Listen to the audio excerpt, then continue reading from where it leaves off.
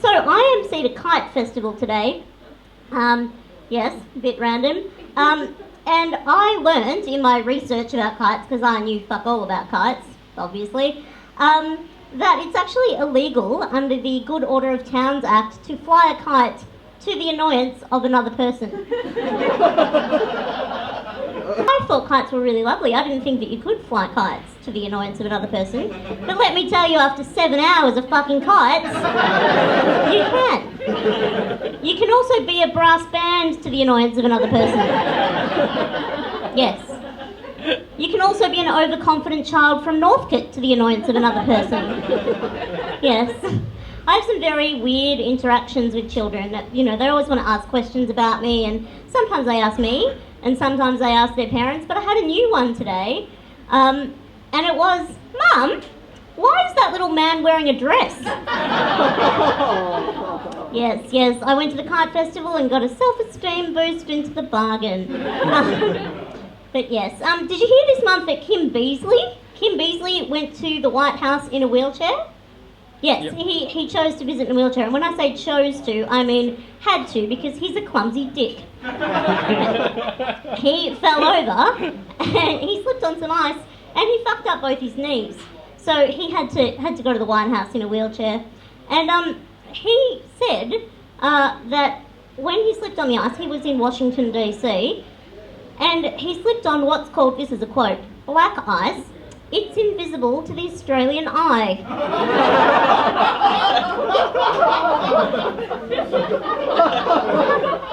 Really?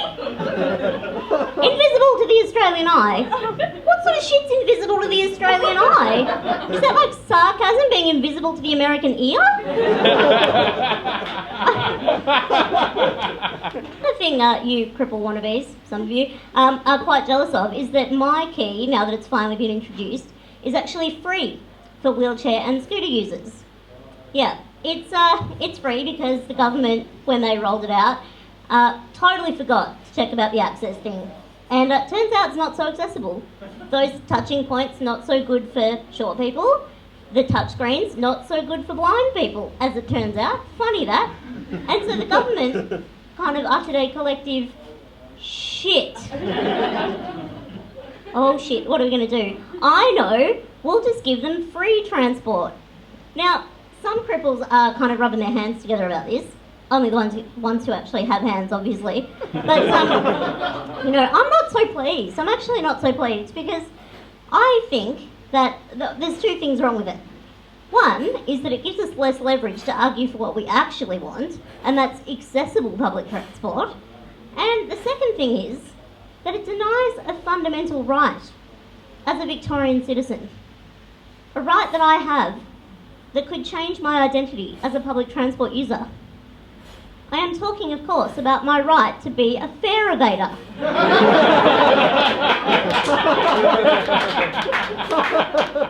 Now, I quite enjoy playing a little game on public transport. I very rarely buy tickets, you know, just between you and I.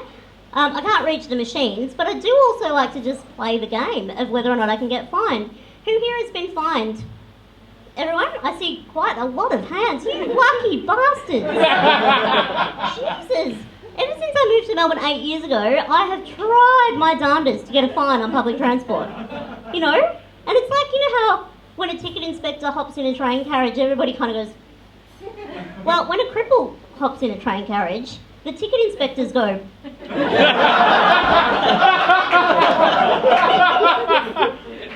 don't want a bar of it. I have blatantly yelled, I don't have a ticket! Nothing. Do you know what they do? They give you one. I actually catch the tram a lot as well as the train. And I've only been able to catch the tram for the last few years, now that there's more platform stops. And I'm pretty pleased to know that the people on the tram are actually pretty much the same as the people on the train. They're kind of just as nutty, which is quite good, you know? I quite like it. The other day I actually encountered a man at the tram stop, and he leaned down and whispered to me, "Do you take Jesus Christ as your Lord and Saviour?" And I said, "No." And he said, oh, that's such a shame, because I have been healed from a predicament such as yours. He said, if you accept Jesus into your heart, you'll be cured of your ailments. And I said, really?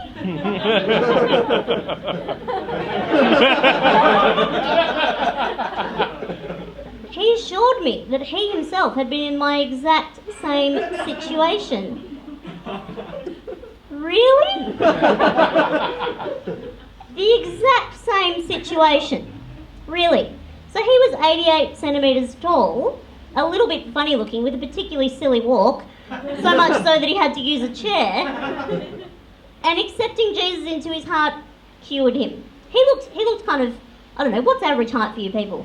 You kind of all look the same to me, sorry. And anyway, I said to him, look, I've actually got a particularly close relationship with God, my own personal relationship.